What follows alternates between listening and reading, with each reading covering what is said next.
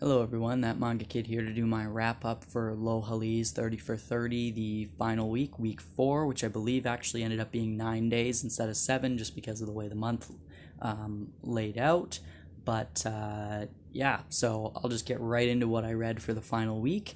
And I started off with The Mummy's Curse. This is one of the Kindaichi case files mystery manga that were put out by Tokyo Pop.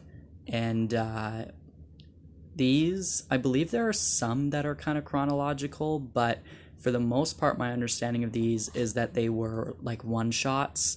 The Kindaichi Case Files is the series, and then each volume is a separate mystery story. This one being The Mummy's Curse. It was pretty good. I actually really enjoyed it. Manga Hoarder, or Laura, recommended this in one of her videos a while ago and said that this is the best one of all of them that she's read, I guess. And so I saw this at a used bookstore and picked it up. They had a couple other volumes as well, but I just wanted to try it out first, and I really enjoyed it. The art is very, it's kind of a bit of an older style. I really liked it. I thought it was really detailed and really well done. It's a one shot, slightly thicker than a regular volume, so it was definitely worth it. I really enjoyed the twists and the turns and learning about it's a murder mystery basically, and yeah, it revolves around a high school student. I believe he's a high school student who is a detective, and he kind of solves crimes and helps out the police and whatnot. But yeah, it was really good. I really enjoyed it, and I may pick up more if I find some more of those. Next, I read volume 9 of Black Cat, and I basically sat down and binge read the rest of the series. So I'm going to make a separate video about Black Cat, so I don't want to talk too much about it here. But basically, I read volumes 9 through 20 and really enjoyed it. I don't read a lot of shonen manga, but when I find ones that really captivate me character-wise and story-wise, this one just really spoke to me. And what I thought was really cool was that this author, this mangaka, was my age when he was writing this story. It's from the, I think maybe it started in like 1998. I could be getting that wrong, but I know it went into the early 2000s. It may have started in the early 2000s. I don't remember. It's early 2000s anyway, is when the bulk of the series came out.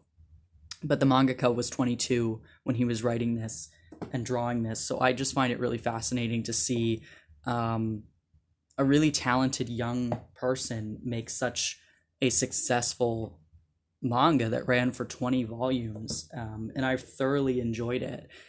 Really great cast of characters, really great story. This is the final volume 20 here, and yeah, for sure look out for this video because I'll be making it soon about my thoughts on the whole series. Unfortunately, some of the volumes are out of print now, a bit harder to find, but from what I can tell, if you're looking to get the series, it's easier to wait and find someone who's selling the entire thing, rather than buying the ones that are in print and then trying to hunt down the ones that are out of print, because I do see it on eBay quite often, lots of the full series in good condition, so it shouldn't be too hard to find the whole series if you're really dead set on getting it. Next, I read volume 1 of Shaman King. I only own the first 2. This is another shonen. Again, I'm not super into shonen, and this one didn't really grab me. I really liked the art.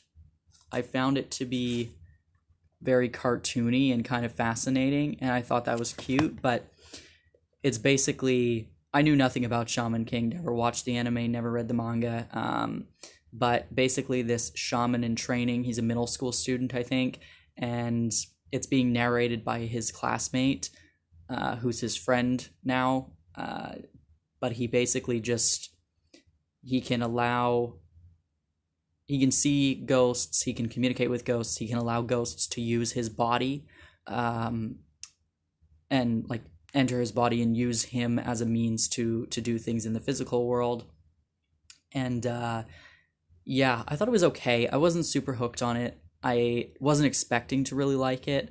To be honest, I found these for really cheap used. Not something I'm expecting to ever buy more of or be interested in reading much further. I own volume 2, so I'll read it eventually, but yeah, it was a good kind of way to pass the time, but I didn't really enjoy it.